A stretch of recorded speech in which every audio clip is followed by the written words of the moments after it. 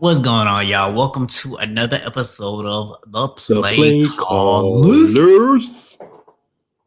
I am, of course, one half of the dynamic duo of Sports Talk, Stephen Boss, joined as always by my co host.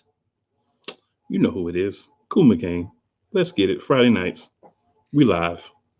Always, man, always, every Friday, except for next Friday.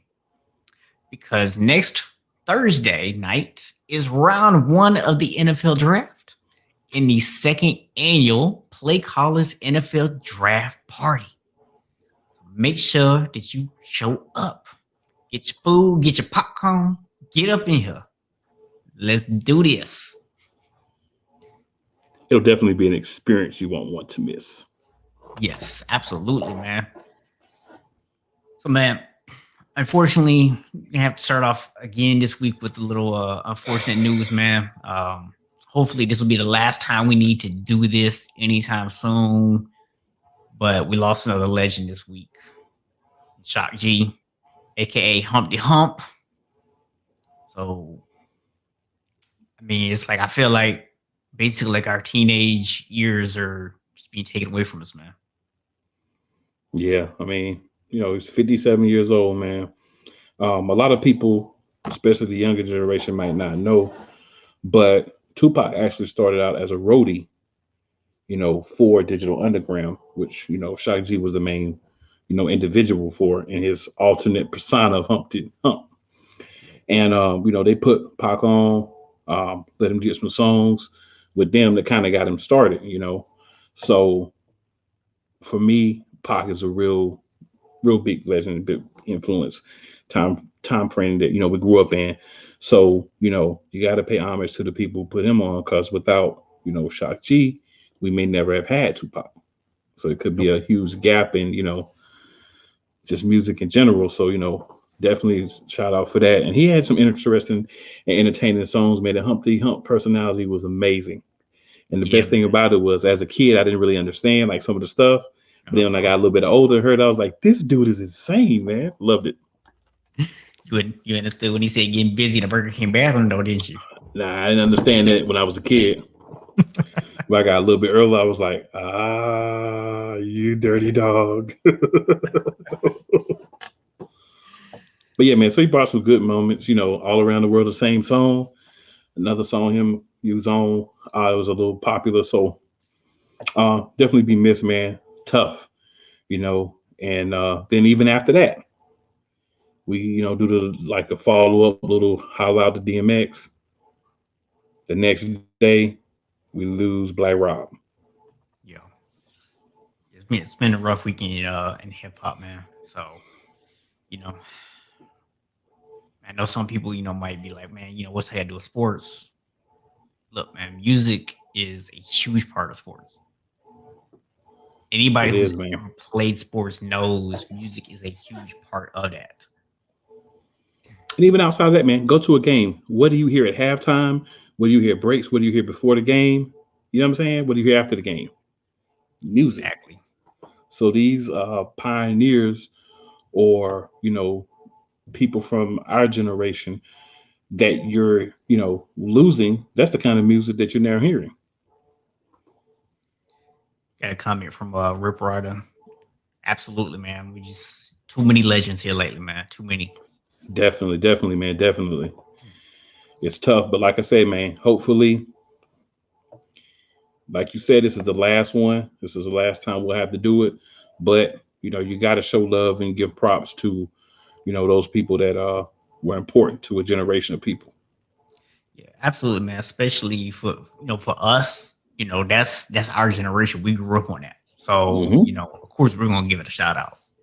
Yep, have to, man, have to. A lot of unfortunately, man, a lot of death happening lately. You got to kind of just more in the moment, understand, and then you got to kind of move forward. But still never lose a memory of those people. Another person that was lost was Terrence Clark, guard from Kentucky. Yeah. He had it was a car accident, and he had declared for the draft. He was working out in LA, and was involved in an accident and, passed away. So very disappointing, man. Sad just because this was a young man who didn't get a chance to fulfill his potential in any way because, he's training for the draft, never got a chance to set foot in the NBA, to do that, to have a chance to change his family's trajectory, his future, family trajectory. So that's tough to see. Um, but you just have to, like I was just saying, you just have to kind of acknowledge it, what could have been, but won't be. And you got to find a way to just push forward. So, I know the Kentucky family is probably hurting right now. I know a lot of NBA players have sent out tweets and messages, very sad about, this happening. But fortunately, it's a part of life, man. It's a part of life. Yeah, I mean, it is, man. It's an unfortunate circumstance, and I don't want to try to turn this into, you know, something to basically kind of rally other points around. But I do just want to kind of highlight that when we have these conversations about why you should be playing or why you should be paying college players, or when we had these conversations about not getting upset when dudes want to get the maximum amount of money they can get. This is why. Because I mean, literally, you have to think about this, man. Just even a week ago, this dude was probably rolling around thinking about how he was going to change his family's entire trajectory, like you said. His family was probably thinking about how their life is going to be so much better. And now, instead of him getting a chance to go live that dream, in order to have that opportunity to be able to do that for his family, now they in the same boat they are, and then even actually a worse situation. So nothing's promised to anybody. You never know when it might be taken away from you, whether that's by injury or a tragedy like this. So just keep that in mind when you hear these conversations about, these kids get free schooling or this other stuff. These are people who had the opportunity to make millions of dollars, and for one reason or another, some of them don't get to get there, even though they had the talent. Yeah, I just hope that I know a lot of the kids that are planning on going pro, they'll take out policies on themselves, insurance policies. So hopefully the family did that, as that may help out some. Obviously, it doesn't mitigate the loss of them, but could at least help the family out a little bit financially, help take care of funeral expenses and things like that. So hopefully that was the case. I know it's still early in the process, so may not have had an opportunity to do that yet, but just hoping. Yeah. Okay. It looks like we lost connection to Facebook, so I'm gonna reconnect that while you go on to our next topic. Oh yeah. Wanted to also shout out RIP Ryder for his other comment. He basically was saying death awaits us all, unfortunately. So live your life like every day is your last day. He's accepted that, gonna die one day. I mean, it's pretty much how we're gonna all have to live. We are gonna be in the same situation the people we're talking about are in one day. But like you said, man, you gotta live your life to the fullest. And that's most definitely something that we try, and do and try to encourage everybody else to do. Uh, Having said that, Live your life in a way that will have us talk about you one day if something happens. You know what I'm saying? Like that's exactly. be a legend. Yes, sir. Stand for something so you won't fall for anything. That's right. You know what I'm saying? I don't want to get DMX up in here, so I'm gonna chill with that. But another big thing that happened, well, maybe not big, but interesting thing. We were just talking about this recently. Word came out this morning that the Browns have decided to do the 5th-year extension for Baker Mayfield versus signing him to another contract. So you can kind of look at this two ways. The way it was spun earlier was this gives them another year. They're only going to have to pay him about $18 million, so they have the opportunity to kind of be good against the cap and different things like that. But I think my co-host may have a little bit of a different opinion. So let's hear what he has to say. Yeah, man. I think it's interesting because you generally do not pick up 5th-year options on guys that you're sold on, right? A 5th-year option to me signals we like you, we think there's potential for you. We're going to go ahead and pick this up and see if this year you can do it, right? And Baker had a great year last year. So for him, I think it's more of a let's see if you can do it again kind of thing. But it's real interesting that they chose the 5th-year option instead of just giving him a long-term deal. Because honestly, when's the last time you watched a quarterback, a guy who that the team thinks is actually their franchise, get his 5th year picked up instead of getting an extension after year 4? Well, here's the interesting thing. They did it after this past year, which is year 3. So he has this year. This has signed him through 2022. So now they don't have to pay him until 2023. So that was very interesting as well on my end. What I thought about it was simply 2 things. Number one, we're going to control you for 2 more years. Mm-hmm. We're going to do it at a low cost because when we have to pay you, if we decide to pay you, you're going to rake us over the coals. Mm-hmm. So let's control you as long as we can. So you're basically, if I'm the organization and I do this, what I'm thinking is, let's see if he can do it 2 more times and not necessarily be a Super Bowl winning quarterback, but let's see if he can be our guy for 2 more years. Because if he can do that, then we're comfortable with then saying, okay, you've played the 5 years.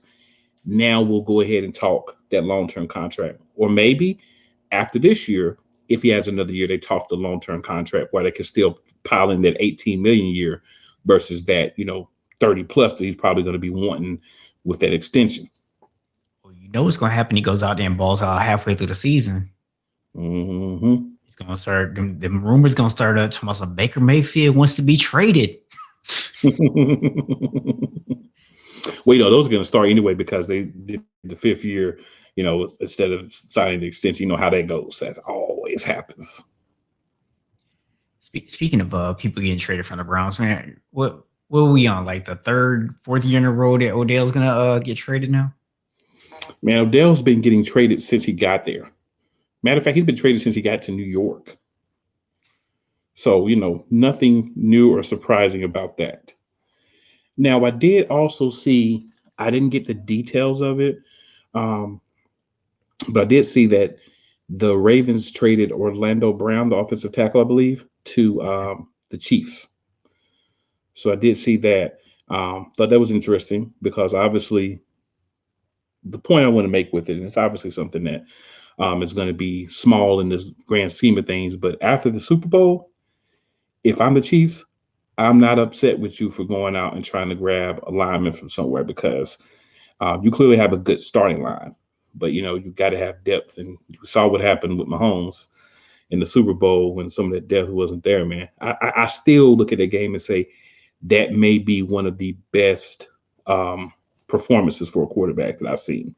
This is a guy who's throwing darts, like flying out of bounds while being tackled, which should be sacks. And he's throwing great passes. Now, a lot of times the guys weren't making the catch, but the passes were there. So very actually kind of inspirational performance from my point of view with what I saw from Mahomes in that Super Bowl. But definitely think Kansas City smart for going out and bringing in another tackle because it's definitely needed. So I'm looking at it right now. So you've got the Chiefs are going to send 4 picks. That's going to be number 31 in the first round this year. Mm-hmm. They're also going to be sending a 3rd and a 4th round pick this year, plus a 2022 5th rounder. In exchange, they're sending back Brown, a 2021 2nd round pick, and a 2022 6th round pick. So honestly, that's not really a bad thing to give up for a Pro Bowl offensive lineman. That's actually they came out of that pretty well. I'm a little disappointed that Baltimore didn't rake them over the coals a little better than that, to be honest with you. Well, everybody's not B.O.B. They're not going to go for that. Yeah. I know who's not probably very happy about this. Everybody in that division. Yes. Well, I was thinking more like Lamar Jackson. But Good point. Lamar, who gonna block from me now? Oh, Lamar, it's all good, man. I already know I got to run for my life either way. So, you know what I'm saying? That's what I'm saying, bro. You were running for your life. Now you're going to trade my Pro Bowl offensive lineman? Come on. Hey, I'm running for my life either way. So I just know every play I got to be running for my life instead of every other play. You know what I'm saying? They are not doing anything to help out Lamar Jackson. Hopefully I hope they get some receivers or something. I'm about to say, I hope they grab him a receiver and then some linemen with those picks because, definitely needs those to help him out. Um, Another funny NFL story that's kind of making its rounds in regards to the Dallas Cowboys. So, a lot of rumors that they're considering trading up to get Kyle Pitts. And Mr. Jerry Jones himself, of course, leaked or had the part of the Zoom call leak where he was basically slobbering all over Kyle Pitts, you know. And I'm sitting there and I heard it and I'm like, Jerry, for real? So I think either he's really going to do this and he's just crazy enough to do this, or he's really smarter than we all think. And he's trying to get people to grab Pitts or try to trade him to get Pitts so that he can sneak and get somebody else he wants. If I'm looking at the Cowboys as a not a division rival, but just as someone, looking at the Cowboys, you have a lot of deficiencies on the other side of the ball. And I don't know if you know this or not, but you normally don't win having the most offensive weapons if you can't stop anybody. Now, I did see Michael Irvin was on Get Up today. I was able to catch a few minutes of that because I didn't had a day off today. Loved it. Very, very relaxing. But on that, he stated that they should go after Kyle Pitts in the first round because all those great offensive linemen they have for him, as well as a lot of the defensive players, aren't first round draft picks. This is in regards to a specific question he was asked if you should draft a tackle or a playmaker like a wide receiver or a tight end that has the same grade. But he also was just saying, like in general, get the offense in the first round. If it's there, you can always, find defensive players later on. Yeah. My thoughts is I don't understand the point of you leaking this out. And we know good and well that Jerry did not let this get out. It's just like, no, that's not happening. If somebody else had recorded this and leaked it out, Jerry would have put a stop to this. Oh, yeah. He's part of this getting out. Absolutely. So my thing is, okay, you telling people that you love the dude, if you're planning on coming up and trying to trade for him, is incredibly stupid. Yeah. And if your goal is to make sure that somebody else picks him to get somebody else to slide to you, Jerry, somebody was going to take him before your pick anyways, bro. You didn't have to do anything for that to happen. Yeah, it's real questionable why he did it, but hey, it is what it is. But what up, Mike P? Mike P. Quick shout out. See you on here checking us out today. It's the Cowboys, man. It's the Cowboys. Of course, the other rumor that's like ridiculous is that all these teams are going to want to trade up. The Patriots, possibly the Panthers might want to trade back. They're also talking about the Bears might want to trade up because they clearly don't believe that Andy Dalton's their future. So a lot of possibilities in mock drafts have a lot of trades going on for the draft next week. But I got to tell you, man, this happens all the time. Half of the stuff never comes to pass. Dudes slip. We already know that's always going to happen. All these mock drafts everybody's watching, y'all do this every year. Y'all listen to these people, and they're not right. But you know what, man? It gets us to the draft. So it's all good. And speaking of the draft, man, because I see quite a few people tuning in, I just want to remind y'all that next Friday, we're not going to be here because we'll be live Thursday night for the first round of the draft. So y'all come hang out with us for the second annual Play Callers NFL Draft Party. Yes, sir. And, we'll have some special guests for you, too. So it's not going to just be the two of us. Nah. Can't have a party with two people. I mean, you can, but it's not really a great party. It's just I can have a party with myself. There's like 3 or 4 people up here anyway, so we could just all have a party together. Yeah, man. It's funny you see all these rumors, right? And it's just like we had this conversation the other day about what my team is going to do at 3 and how there's all these rumors and all this logic and people are trying to like read into every little thing. And I see people going back and pulling up quotes from interviews that Kyle Shanahan did 3 years ago and trying to decipher something out of it about who we might pick and all this craziness. And it's like, look, it's okay if y'all don't know. You don't have to try to pretend like you know everything is going to happen. It's okay. None of us actually expect that you really know. What you Y'all mean, being man? wrong enough that we know you don't really know. What you mean, man? They like Shorty Low say they know, they know, they know, Yeah, I'm they like, don't. bro, They it's don't. just like, yeah, some of these people might trade up, man. And you know, I'm not gonna be surprised by that. Do we think that the Bears might consider moving up if a quarterback that they still want is on the board at 4, that they might try to trade with Atlanta and come up to 4? You mean Yeah. you I mean don't the need to be Bears? I don't need to be a professional analyst to know that. I can see that Andy Dalton's not that great. Like, I don't need to be a professional for that. So of course they might come up for a trade. But when they start talking about, I'm hearing rumors are going, you haven't heard anything. You're just looking at the obvious and stating it and acting like you have sources. Well, I mean, Atlanta is a prime candidate to trade back. Clearly, right? They can stay put and grab Kyle Pitts, though.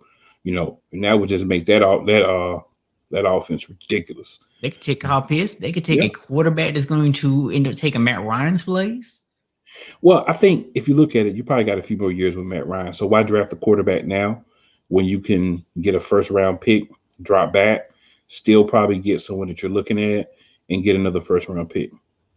So But I'll just tell you this. I think from Atlanta's perspective, it's similar to what I see with San Francisco right now, which is San Francisco felt like, hey, we got a roster right now. We don't think we're going to be back in this position to get up this high again next year or the year after that. So we're going to make this move now. And I think Atlanta is in a similar situation where their hope is by bringing in a new coach and a new GM, they're not going to find themselves back in the top 5 next year. They but don't. that's They don't want to have to do that. but that's why you make the trade. Because let's be honest. Let's just say hypothetically they do Chicago. Sorry, fans of the Bears. Even if they bring in a top quarterback, they're still gonna suck. So if you trade with Chicago, you're still going to get another high pick next year. Now, the downside of that is, from my understanding, they the next year's quarterback class right now is not looking that strong. Right. But they say that every year right now, right? Then the next year, by the time the draft comes around, there's like 5 guys who are just the most awesome quarterbacks ever. But as of right now, they're saying that next year's quarterback class is a little weaker. So with that being the case, I think that that's something that is going to be looked at when making these decisions. But if I'm them, I mean, if I could find a team, especially that I know is historically a bad team, is probably a couple of years away from being good, I trade with you because I'm gonna get another high pick and my own pick next year. I would do that. Yeah. It's too bad. Jacksonville already has a number 1 pick. Huh? Be a great team to trade with right now because they're not going to do anything for a couple of years. So it sounds like Mike P's over here going in on Jerry a little bit. He's always intoxicated by the money and the picks, which can't disagree with that. That Herschel Walker trade, that's the kind of trade they're talking about if anybody wanted Deshaun Watson. But I think after everything that's happening with him right now, and I'm not even gonna get into that tonight, but just say everything that's happening to him right now, I think people started going in other directions. I think a team like the Eagles is still like, if this stuff get cleared up, we can still make something happen. But overall, I think a lot of people are moving away from that. Yeah. I mean, the thing is, too, I remember that Jerry, the last couple of years, it does seem that he has let his son do a lot more of the actual drafting. And I say that because they've started making more logical picks the last couple of years. So Jerry might end up having some input, but I think at this point, Jerry is just basically the drunk uncle that everybody just let him talk and just ignore him. But man, I have to say, because of my team, I'm hearing everything. I'm hearing that we may try to trade back up. I'm hearing we may try to trade down with like the Patriots. I'm hearing all kind of stuff. So I'm just sitting there like, we're gonna have to see what happens. And I'm hearing about other teams too, but obviously I'm hearing more, about my team. But a whole lot of teams they're anticipating trading up, trading down, trading back, and all this. And when you look at a lot of times, man, you don't have all these trades in the draft. You have a couple that happen. We've already had two, right? Yeah. So it will actually three now, with the Baltimore thing. So I think you get to the point where you have to look at it and be like, look, why are we even mocking six trades, right? Because it doesn't happen. There's not that many trades that happen. So you got to think about like a team like Atlanta. They have a decent amount of riches. I think you got some more years left with Matty Ice. So I think you can roll with him for a couple more years. But if you get to 4 and a guy you really love is still there, why not go ahead and grab him? But if you get to 4, let's say they really want Fields. You know what I'm saying? But y'all draft Fields. So well, we really don't want Trey Lance, but we could rock with him because we know he won't have to play for a couple of years. So, you got to look at that aspect too. A lot is depending on what happens with the 49ers at 3. I think that's going to decide what happens with the next 10 to 12 picks. So really, I think that's why everybody's saying all this different crap about y'all, because you're where the draft starts. What's up, Witty? So I'm gonna throw this out there though, because I know everybody has already determined Zach Wilson is going to go at 2. And I'm going to put it in a high probability category. I'm not by any means saying that it's a stretch to think it's going to happen. Mm-hmm. But I'm not completely sold. I think it's ridiculous because here's the thing. If you go back a couple months, we had this conversation. I tell you, I like Zach Wilson when we were picking at 12. That was before he got all the hype and everybody started picking him as one of the top quarterbacks. He was the guy I was looking at back then.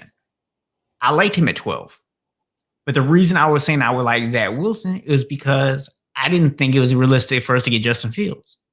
Now, all of a sudden, you're telling me the Jets are absolutely convinced that Zach Wilson is just this phenomenal prospect and he's better than everybody else. I'm not necessarily sold on this. I'm not 100% sold that Zach Wilson goes at 2. So while everybody's running around talking about the draft starts with San Francisco at 3, do not be surprised if the draft really starts at 2 with the Jets. Well, let me ask you a question. If Zach Wilson is there, are you going to draft him? It depends on who the Jets take. So the Jets are going to take a quarterback. So let's say that they take Fields. Are you going to draft Zach Wilson? So I wouldn't be surprised if we drafted Wilson, but I've told you before, when I look at Wilson, what I see in terms of the fit in San Francisco that I think is problematic is he is a guy who takes some chances. And he's got away with it in Utah because of the level of competition they played against. He's made some throws that are a little questionable, that if you make them same throws in the NFL, they are getting picked off. And I think that is something that people might want to take a look at. Right. Now, everyone is on Mac Jones, and a lot of focus has been on Justin Fields. But I, in the last couple of days, have really started paying a little bit more attention to the fact that there's a very real possibility it could be Trey Lance. And part of the reason that I think that is, they had already decided they were keeping Jimmy Garoppolo this year. And they wanted to go get a guy who was going to sit for a year anyways. Mm-hmm. The thing with Trey Lance is, and I saw somebody said this earlier and it made a lot of sense. What Trey Lance needs is not to necessarily be able to sit for a year. What he needs is to be able to play. He needs playing time. So if you have a guy you can bring in on occasion, we're in a couple special packages for him and start getting him some reps, that sounds like a really good fit when you already have the guy that you're going to have start this year. So I'm not going to be surprised if it's Trey Lance, to be honest. So here's why the draft starts with y'all. And you have a question I'm going to let you answer in a minute, but here's why the draft starts with y'all. So no matter what the Jets do it to, it's clear that they're going to take a quarterback. So if that's Matt Jones, if that's Zach Wilson, if that's Trey Lance, if that's Justin Fields, they're clearly going to take a quarterback. So that's going to leave you at 3 with the decision to say, if they were to take, say, Trey Lance, and that's the guy y'all really want, what do you do? Right? So no matter what, we may not know the player, but we know for sure the first 2 picks are going to be quarterbacks. That's why the draft starts with the 49ers, because you could go in a different direction. You could trade back if the guy you want is gone. You could pick someone else. So I think it's really not necessarily, well, some people are saying, let me say from my point of view, it's not necessarily that it's going to be Zach Wilson, but it's going to be a quarterback at 2. So 1 and 2 are going to be quarterbacks for sure. So once those picks are out of the way, it's like from there, that's when the draft really starts. And Mike P, you are the drunk uncle. So let me go ahead and put Windy Flow comment up on the screen here so that everybody can check it out. So here's my thing on this. No, that's not logical. Now, would Kyle Pitts be an absolute monster? Would that make my offense just ridiculous to be able to line him and George Kittle both up? And then you have Ayuk and Debo on the outside with that running game that we have? Bruh, that would be a dream. But you don't give up 2 first-round picks and a third to come up and get a tight end. You only give up that kind of draft capital for a quarterback. If we were sitting at 3 and we took Kyle Pitts, cool. I have no issue with that. To give up that much to come up and get a tight end, yeah, I'm going to be pretty pissed. As excited as I would be about the possibility of having him, I would still be pissed. Every time he get a touchdown, I'd be like, could have had somebody else. I'm glad he got it, but still. So no, I don't think it's logical. I think that we are definitely taking a quarterback. I think the first 3 picks are going to be quarterbacks. I also, to your point, do not think that the 49ers moved up to 3 with only one guy in mind. Yeah. They did not make that move without a minimum of 3 quarterbacks that they were happy with. So, and really, I would say 5, because I'm going to assume that the guys who are pursuing to go 1 and 2, they also would have been good with them, just in case one of them drops also. True. So all you really needed to do was have 3 quarterbacks that you were good with taking. That's all you needed to move to the top. Because if something happens and one of the 2 that people expect to happen are there, and then one other guy. That's all you really needed to have to feel comfortable moving to number 3. I know there was a rumor that we wanted to go to 3 with Miami, but then I guess, got word that they were going to pick Zach Wilson. And of course, we love the guy that hasn't done too much, but has potential. We don't measure hard at all when we're doing these evaluations, of course. But, and it was said that that's why we didn't move up and we ended up moving back. Don't have any real question about that, but, that's just what was said. So Woody Flow said that Kyle Brandt be tripping. He's been questioning him ever since he said Mitchell Trubisky was better than Cam. It's a pretty good time to start questioning somebody, man. Just, Yeah. I saw that, and he said something else about some wide receivers. And I was like, yeah, that's dude. I don't know what he's drinking on in the morning. His coffee is not pure coffee. It's something else in that. Now, Woody, I'm going to give you something to go check out. So if you want to listen to what kind of things are being said, if you want to go back and compare that and look at something that actually makes some sense, they did an interview with the QB coach he actually coached both Justin Fields and Trey Lance. So apparently the reason he's coaching Trey Lance is because Kyle Shanahan specifically asked Trey Lance to hire him as his quarterback coach.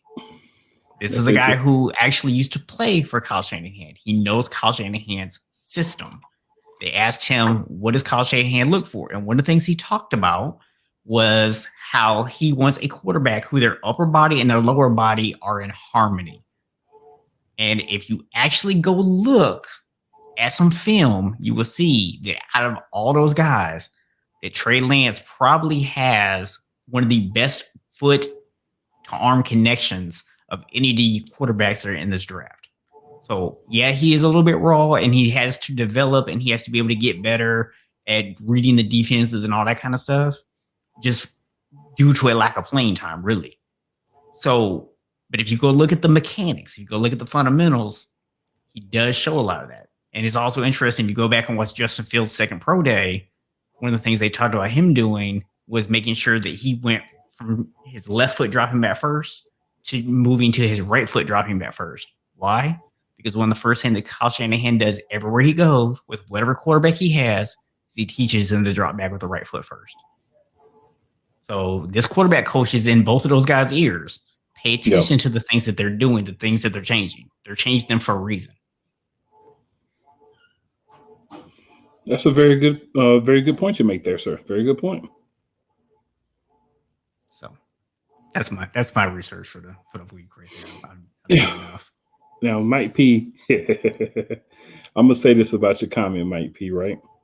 So you say take out the early years of Drew Pearson. You say take out all the years of Emmett, Dion, Irvin, Novacek, Booz, and the Charles Haley years.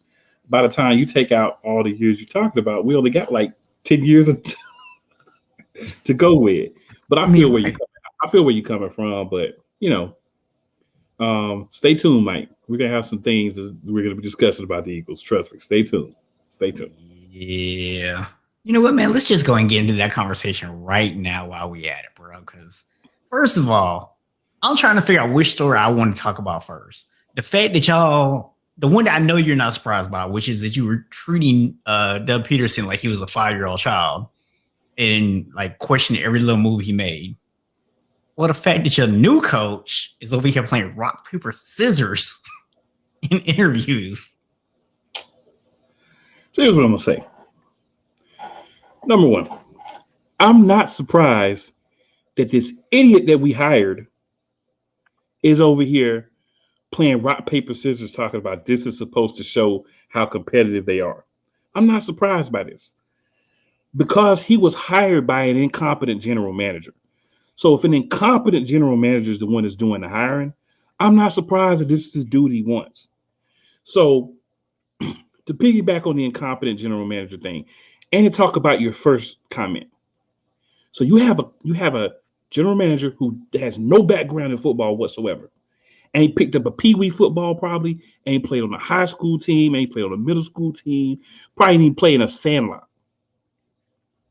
And you have an owner who has no clue about football whatsoever. I bet you do love rock, paper, scissors. Do you want that to determine who our draft pick is? Huh? Because if so, then you should love your idiot coach. It might be how y'all get Jalen Reagor. Well, I doubt. I doubt maybe, that. Maybe you got rock, paper, scissors from Howie. Bruh. I got a sidetrack. You brought up Jalen Reagor. I read an article yesterday. Justin Jefferson, again, for the 5th time, was saying how he thought he was going to Philadelphia. He got a call during our draft pick. But the call was from Minnesota. He's glad that he ended up in Minnesota and not the cluster cluck that is the Eagles. So, again, every time I see this type of thing, I think to myself, Howie is a freaking idiot. #fire Howie Roseman. The best wide receiver of the rookie class last year fell in our lap. And what did we do? We passed on him. Why? Because idiots make the decisions. That's why.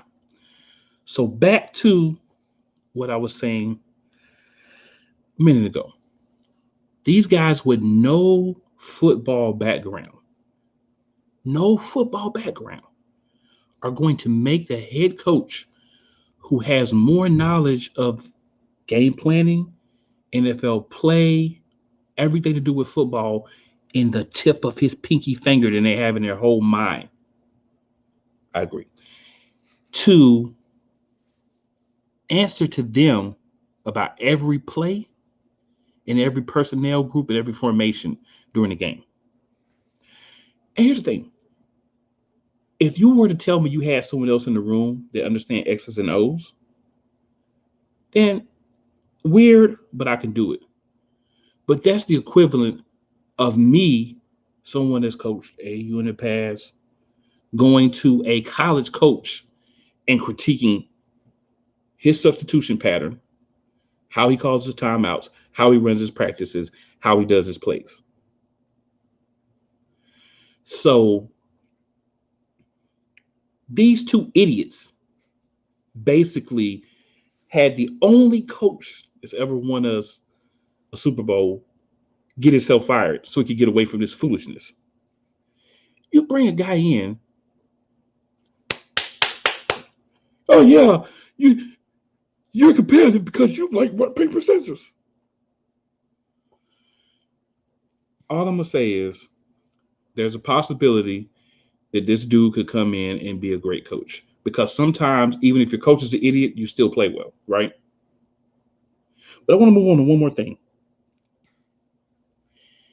You mean to tell me you trade back in the draft, you pick up Joe Flacco, and you're going to say that there's a competition at quarterback and Jalen Hurts is the starter? I will say this. I understand what you're trying to do. You're trying to come in and say, oh, every position's up for grabs and, rah, rah, because all of his interviews are like, yeah, and we're going to use the players we have and we're going to do with the players we have what we got to do. And, we're going to go this and we're going to go that. And, we're going to do plays that are simple for us but hard for the other team.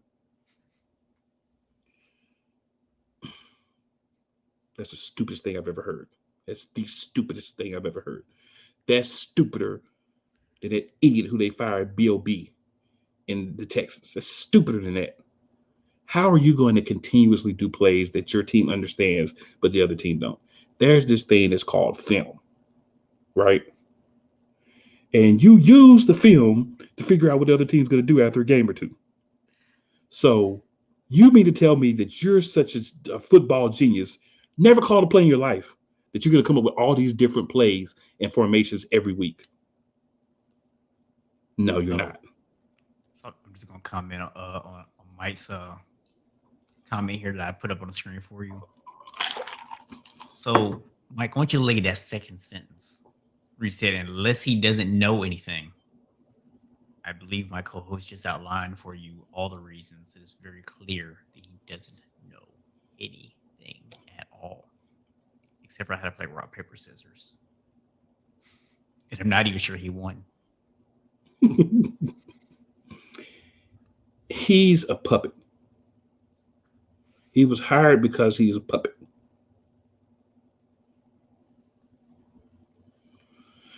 So, like I said, you have situations where you have a guy that's like, what in the world is going on? And you have the right personnel, the right other coaches. Because the thing is, a lot of the coaches in other positions have experience, right? So sometimes you can overcome the guy that says the same thing in every interview and still be a good coach. And maybe he is good with actually doing the game planning and things, and he's just not a good talker. But right now, all I have to go on is what he's been saying. And everything that he's done has made me think he's an idiot to go along with the other idiots that are running the Eagles right now.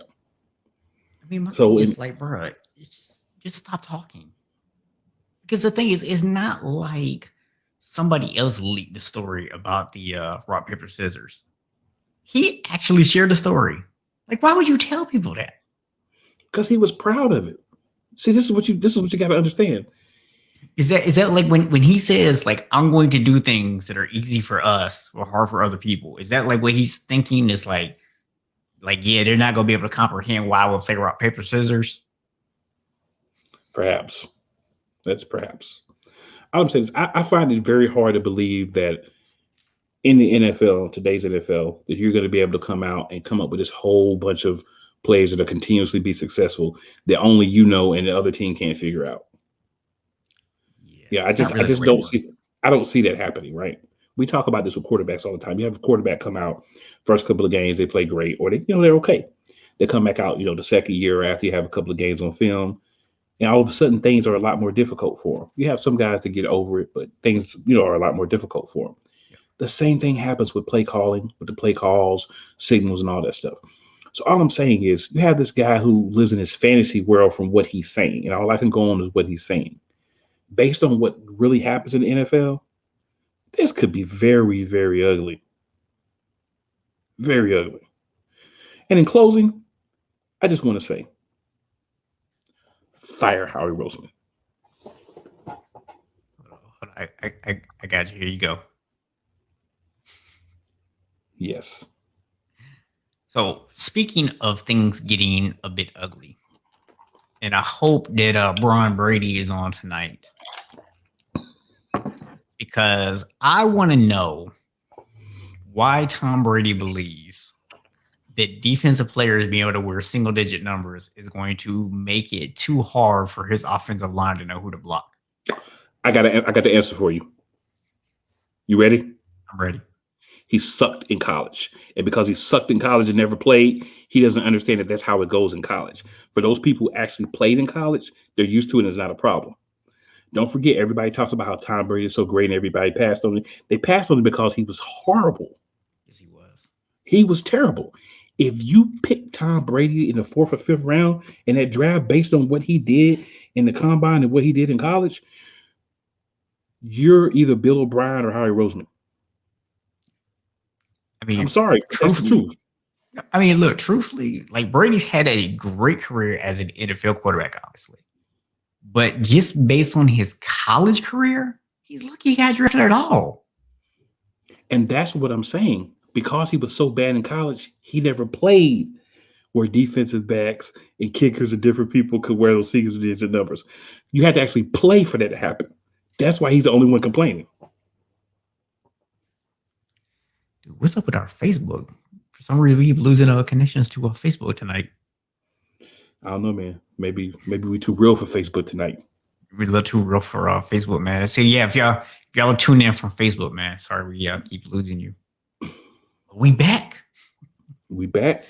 But yeah, man, I just thought it was funny because I'm like, this dude's over here saying, oh, it's gonna be a lot of bad football because guys aren't gonna know who to block. I'm like, block the dude in the opposite color jersey, bro. It's not that hard. Like, I don't even understand the complaint at all. Now, something else that that happened this week in the NFL was they made a few rule changes. And one of the rule changes that they've now made, in typical NFL fashion, they overcomplicated this. They are now saying that you cannot block below the waist. So a lot of times you'll see a fullback or running back particularly do this, where they'll kind of like dive at the person's legs. You can now only do this within, I think it's like 2.5 yards of the tackle box. So if you're a tight end and you're blocking somebody, you can't take more than like 2 steps forward or 2 steps to the side without now committing some kind of penalty. Yet you chose to do absolutely nothing about the offensive holding, the offensive lineman holding. So, if I'm an NFL coach this year, you know what I'm going to do? I'm going to tell my team, I'll go out there, you know what? Just go out there and grab people and hold them every single play. Doesn't even matter. Just go hold them and let them call it. Because that's basically what when Seattle had the Legion of Boom, that's basically what they did on defense. They just held everybody. They're like, you're not gonna throw a flag every play. So we're just gonna hold it until you won't let us anymore. So that's what I'm gonna tell my offensive line. You know what? They ain't gonna call it. Just go out there and hold, because you block somebody the wrong way, you're gonna get a flag, but you can hold them all day. Man, first, Mike, I'd like to know what exactly you're calling BS on. I know you're talking about you spent some time with Jeffrey Lurie back in 2000. Just want to let you know it's 2021. So the person that you knew in 2000 could be drastically different from the person in 2021. And the report that I'm stating where he had to sit down, this came from Doug Peterson. This was information that he put out after he left. He let that be known. So that's, if you want to call Doug a liar, you can call Doug a liar. I believe it, because keep in mind, it has been said, stated, and validated that Howie controlled who was active for the games. So if you're controlling who's active for the games, I would 100% believe that you also want to sit down and tell somebody what they should have done. And Jeffrey Lurie was there as well. So I'd like to know exactly what part you're calling BS on, but just please clarify that for me. I do agree with the cheating, But hey, that doesn't mean you start micromanaging people that know more about sports than you. You don't do that. Um, Witty, um, completely agree. Except for the GOAT part. When you cheat, you can't be my GOAT. I've been saying it the whole time. I'll continue to say that. He has good stats. He's done well, but he cheats. Proven cheater, can't be the GOAT. Yeah. And just for people who are watching somewhere other than YouTube, what he said was that if Tom had stayed in New England, his record probably would have been worse than what Cam's was this year. Yeah. In regards to the rule changes, here's the thing, man. I just feel like at some point we're gonna be playing flag football. Slowly but surely, we're just gonna be playing flag football. Yeah. You know, maybe you can push a little bit or whatever, but it's gonna be basically glorified flag football by the time they're through. If you're gonna end up playing flag football anyway, just hurry up and do it. Don't mess around. Do it expeditiously.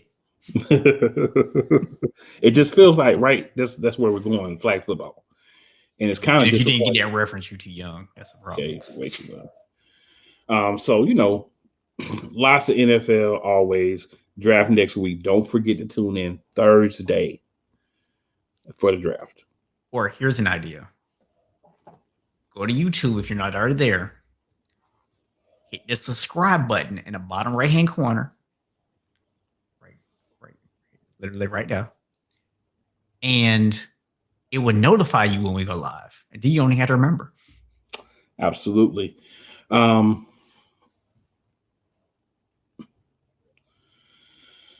gonna say this. I'll let you take Mike P's comment if you want to for this one. But I'll say this. Just to close up on NFL, and of course, if you want to respond, you can. Essentially, we're in a very good situation right now as far as the NFL. NFL, talking about it, it's everywhere. Draft, everything that's happening is making news. Very excited. We got to draft next week. We've had free agency popping for a while. Before we know it, it's going to be training camps. Well, some teams are not going to do OTAs like the Eagles, but, OTAs and different things like that will be happening.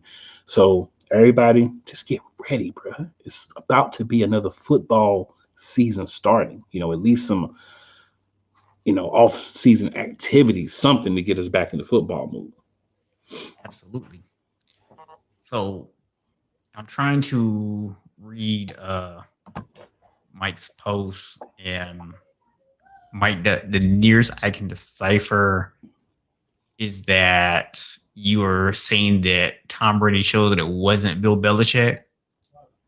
And I'm going to disagree for a couple of reasons. Number one, several of Tom Brady's rings come very highly thanks to the cheating, which was orchestrated by Bill Belichick, and to the defense, which, again, was all Bill Belichick.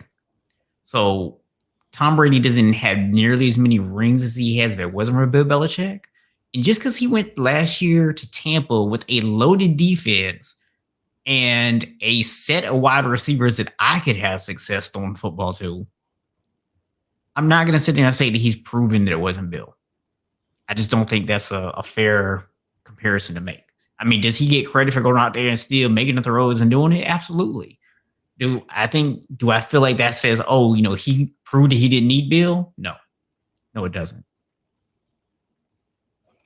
I echo that. I would say, Mike, this is also something that you might want to think about. Cam did get, COVID last year, never really seemed to be the same quarterback.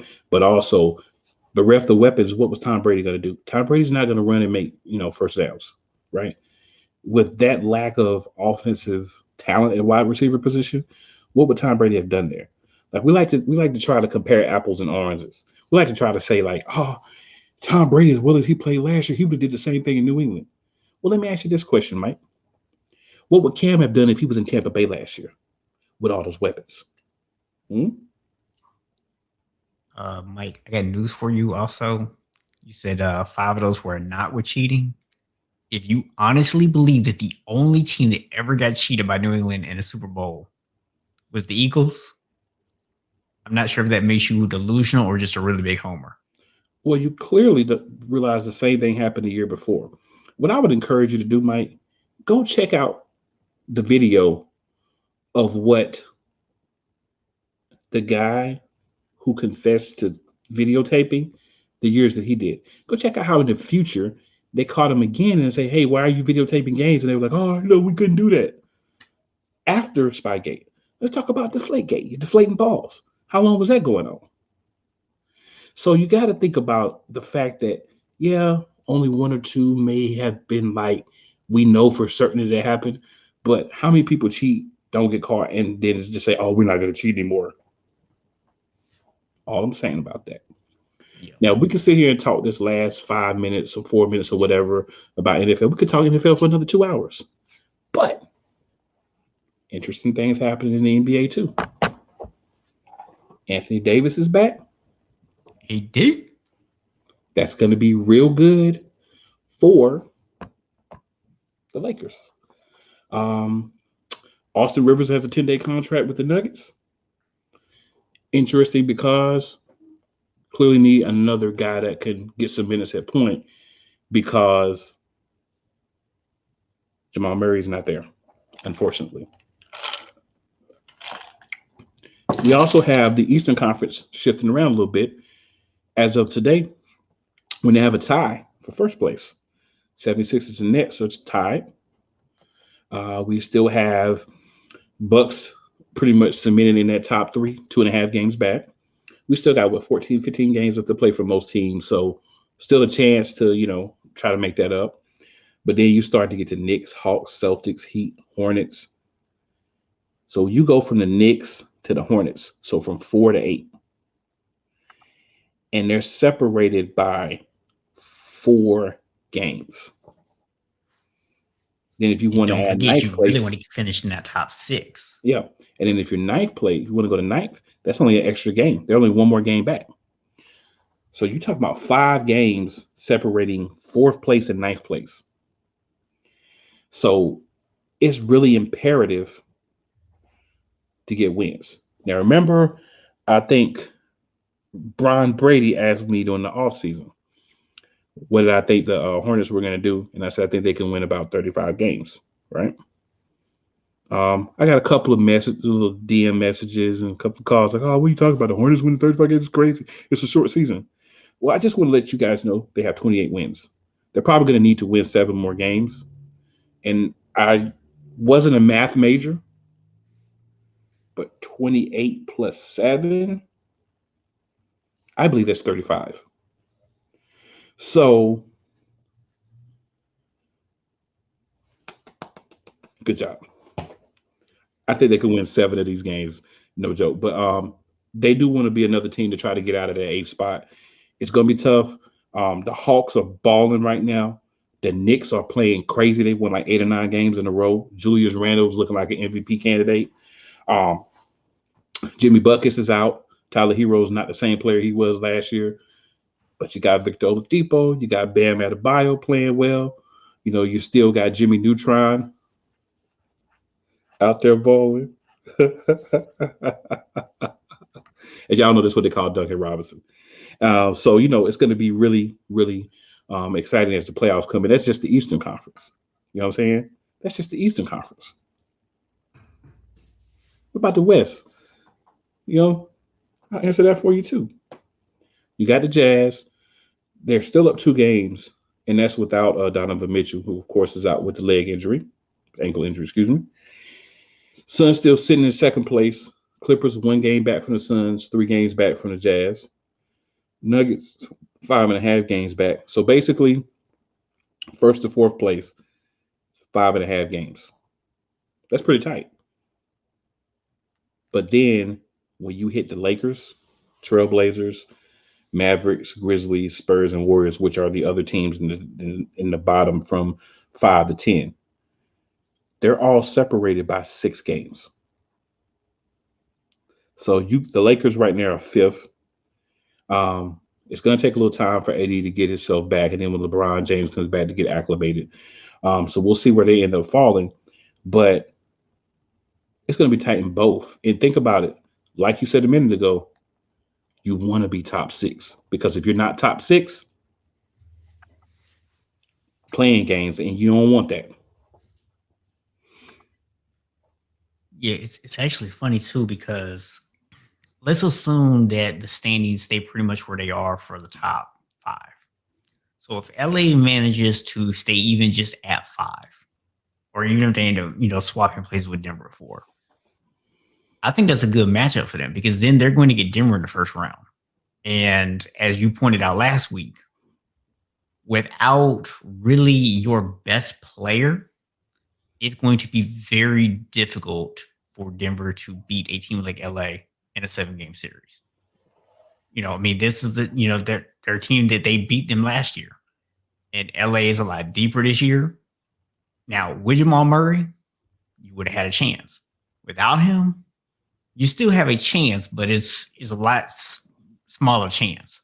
So LA actually could have ended up getting very lucky in terms of the injury because they may still end up getting a very favorable matchup thanks to their injury, despite the fact they fell to fifth place. I'll say this. If I'm a team in the NBA, I don't want to play the Nuggets in the first round. And I'm not saying this because it's my team. I do have the ability to detach myself. The reason I say that is they have nothing to lose. There's not a prognosticator in the NBA right now that's talking to NBA that's going to sit there and say, oh, I expect to see Denver beat the Jazz, the Suns, the Clippers, the Lakers. Heck, we even go down further to like Portland, right? That's the top 6 teams right now. Dallas, somewhere in there. So they're probably going to end up playing like the Lakers, Trailblazers, maybe the Mavericks. So there's not a prognosticator that's going to say that Denver could beat them in a 7-game series because we don't have Jamal Murray. But see, here's the thing. You have Monte Morris who's doing what he needs to do, not what Jamal Murray does because he's not Jamal Murray. He cannot score at the clip that Jamal Murray could. But you have a MVP candidate in Nikola Jokic who is putting the team on his back. And those are some broad shoulders.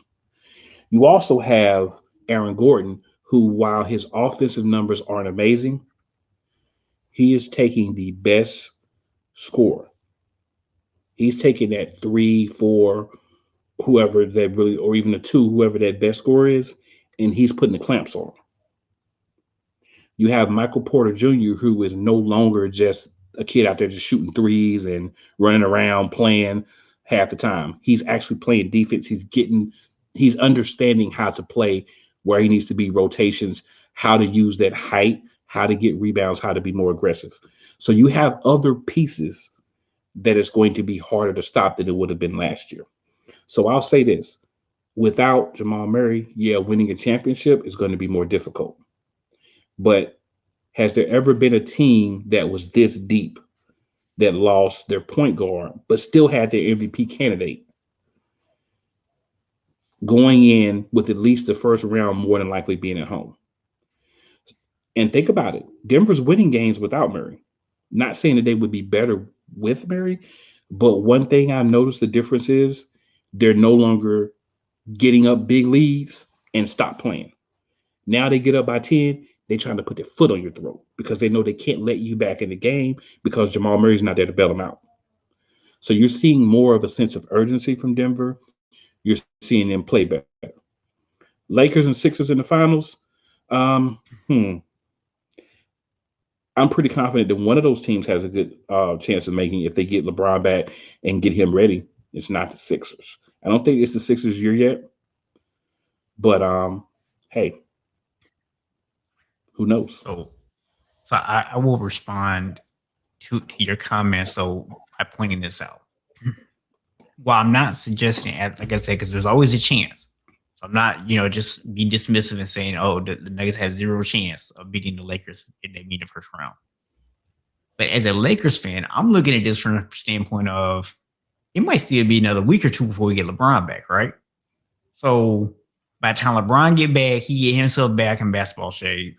By the time these guys get acclimated to each other, because we had this conversation offline earlier that a lot of these guys have had increased minutes. They've touched the ball a lot more, and now they're going to be asked to step back into roles where they're not going to get the ball as much.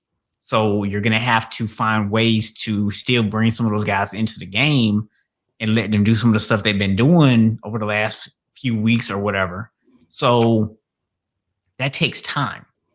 I would much rather see a banged up Denver than to have to go see the Clippers or the Suns, who are playing out of their minds, or even the Jazz right now in the first round, because you don't want to do that. And you definitely don't want to fall to 7 or 8 where you now have to play extra games and get into this whole play-in nonsense. So really, to me, LA, what they want to do is they either want to move up into the top 3, or they want to be at 4 or 5 and play Denver. So, is it a perfect matchup? Is it like, oh, this will definitely guarantee you get to the second round? Absolutely not. But when I look at the teams that are there, I like my chances against Denver better than I like against some of the other teams, while everyone is still getting used to playing together. That's all I'm saying. I think the best first round matchup for you is the Suns. And I'll simply explain why. Okay. If you take away Chris Paul, who has playoff experience, you can't think of anyone because there's not anyone except for Jay Crowder. So Chris Paul and Jay Crowder. So outside of those two guys, you have a young team that doesn't have playoff experience. If I was looking for the perfect matchup, I would love for the Ducks to play the Suns in the first round, but I don't think it's going to happen because we would have to fall to 7th for that to happen based on where standings are at now. It's still close between the Clippers and the Suns, so you never know. But we'd have to be 6 probably to move to play either one of those teams. And I simply say this because you look at the teams when you're playing and you think, all right, regular season is regular season, right? It is what it is. You're playing for seeding. Once you get into the playoffs, we've seen ones go down, we've seen twos go down easy because they don't have the experience. Phoenix doesn't have experience in the playoffs, period. They haven't been to the playoffs. I'm not talking about second round, third, to the playoffs in years. So if I'm a first round team and I could pick who to play, I want Phoenix. I think that's the matchup for anybody. And with a couple of weeks left and the way the Lakers have been training now, you can end up falling to 6. If you end up falling to 6, that still keeps you in a line where you don't have to play one playing game. And the thing too is if you've resigned to the fact that you're going to be in the playoff, you still want to be 7 or 8 because you could technically only have to play one game if you win that 7-8 playing game. So that's kind of where I see it. If I'm looking out west on who to play, who I would want to play, if I could play whoever. I don't think we'll end up playing them in the first round just because of where we're at and how we're looking, how they're looking. But that would be the team I would want to play in the first round because that's a beatable team in the playoffs. Mike P's over here talking about Anthony Davis guarding Joel Embiid. I think he forgot all about y'all picked up a center in Andre Drummond who can actually guard Joel Embiid. I think he just forgot all about that. I'm sitting there looking at this comment talking about JoJo, the only big who actually plays like centers from the Jordan era. I believe the guy you just mentioned, Andre Drummond, plays very much like a center from the Jordan era. So why would we go pick up Andre Drummond? Oh, yeah, because AD doesn't actually want to play the 5. Mm-hmm. Yep. And then, you look at all the teams. I think that's one of the reasons why we went and got JaVale McGee. He hasn't done too much yet for Denver, but we're looking for him to do in the playoffs. A lot of experience. He'll be ready when he's ready, when we need him. He's talking about Brooklyn. Here's the thing, man. Brooklyn can beat anybody in a 7-game series. They can lose anybody. But quite simply put, if you got Durant, you got Harden, and you got Irving all playing already and all locked in, that's going to be a hard team to beat. The 2 teams that have the best chance of beating them out of the East would be Milwaukee and Philadelphia because of the size. They had LaMarcus Aldridge, who had ascended to being their starting center, have to retire. We talked about that last week. So without that, you're putting yourself in a situation where you're going to have to go small if something were to happen and their center, DeAndre Jordan, gets in foul trouble, which happens quite a bit. So you may end up having to play Blake Griffin or somebody else at the 5. I'm going to tell you right now, if your best defensive big against Giannis or Joel Embiid is Blake Griffin, you better hope that you're doing things with the other players because that matchup is not going to be in your favor. And Mike, I'm just gonna tell you that I'm by no means trying to say that Andre Drummond is going to shut and beat down.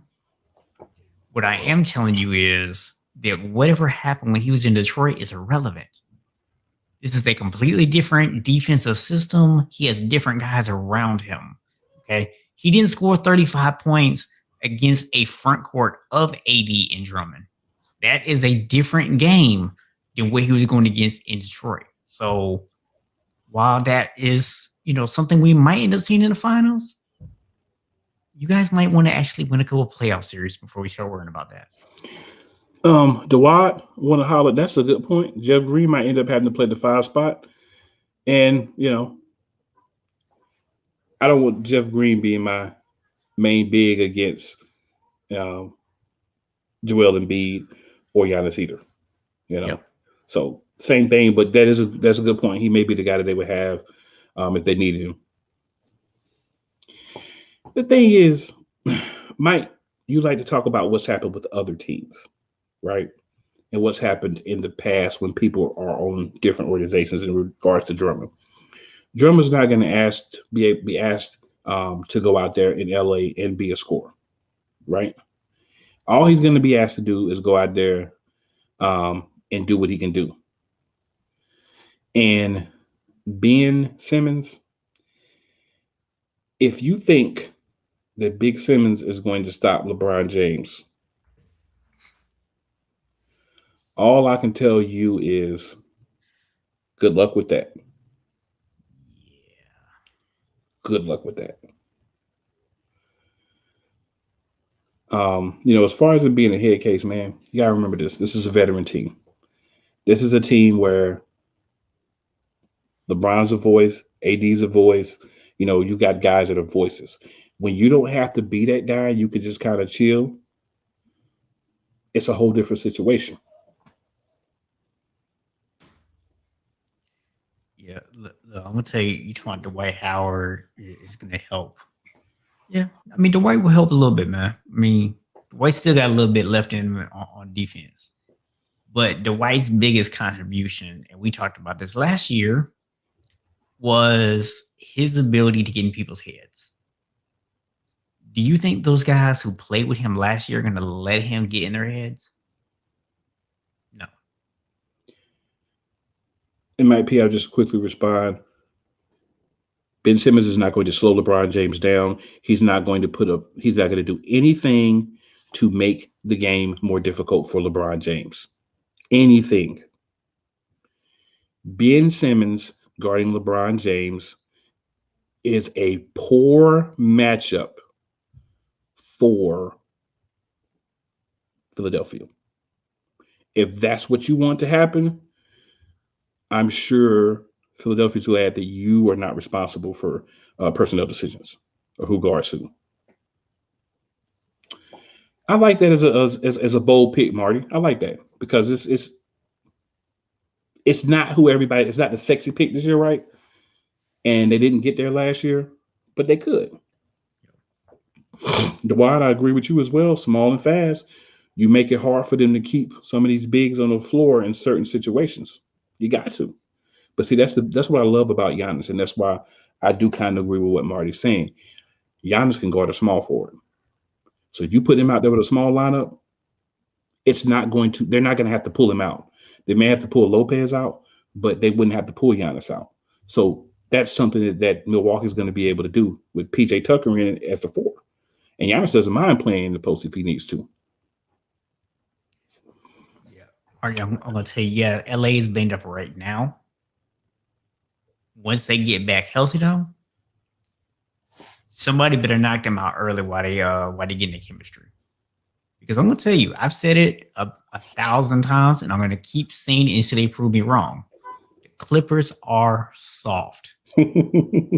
There's a reason why a Hall of Fame great coach like Doc Rivers is in Philadelphia right now instead of LA, because they were too soft to handle Doc Rivers riding all up in their rear ends because they didn't want to go out there and do what he wanted them to do. They soft and they not coming out the West. But what about playoff Rondo? What about him? Isn't he going to make the difference for the Clippers? Is he going to make them a tough team now?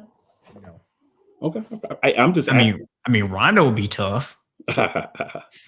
Marty, I think it's interesting that you're saying Clips versus Bucks. I will say this. The Clips are another one of those that you could be like, the right matchups, you could see them slide through, because think about it. Like you said, LA is kind of banged up. They can mess around and get put out earlier. I'm not sold on the Suns this year. I think they need to get that playoff experience. The Jazz, once you grind it down in the playoffs and you start focusing on taking the ball away from Donovan Mitchell, you're asking Mike Conley and some other guys that, are not bad, but they're not Donovan Mitchell, to get some of that load. And I don't think that's going to be possible. I do think we have a situation where we have 4 or 5 teams from the West and any of 3, maybe 4 teams from the East that could win. So with that, I mean, hey, at this point in the year, still being able to sit here and people say this team's going to win, this team can win, this team can play this team can play that team, and it's feasible, means we're winning as basketball fans. That's all that matters. Absolutely, man. Hey, man, we are actually way over time tonight, so we're gonna go ahead and cut this short. But want to remind all y'all, first of all, thank y'all for coming tonight, man. Thank y'all for tuning in. Definitely appreciate it. Want to remind you, Thursday, in case you haven't heard yet, we are going to be hosting our 2nd annual draft party for the first round. So don't come next Friday wondering where we're at. We're gonna be chilling. But come Thursday and hang out with us for the first round of the NFL draft, where you will see me have to put my camera on. Like I'll just do this number to you right here. If we pick Matt Jones, and you might hear some cussing going on, like behind the blank screen and everything. But so if you want to see that, you have to come next Thursday night. Absolutely. And you know how I feel about the Eagles in the front office and the people who are responsible for making picks.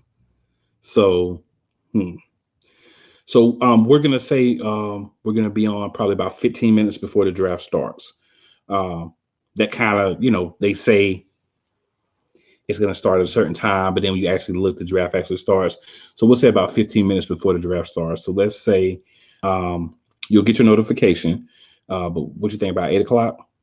Somewhere around there, probably. Yeah, I haven't even looked to see what time the draft. I haven't seen what time. About 15 minutes before the actual draft starts. That's when we'll be. Yeah, absolutely. But yeah, be ready, guys. We're gonna have a good time. Marty's gonna be on with us, and a couple other people. We're gonna have fun, man. We're gonna enjoy the draft, and it's gonna be a party. It's a draft party until the Eagles pick. It's not gonna be a party for me. So we're gonna change it up just a little bit, man. And instead of doing our normal, I'm gonna do this. We'll see y'all Thursday night. Enjoy your week and make sure you do the hump. Do it, baby. Just watch me do that. See y'all next Thursday night. Thursday night. Let's get it.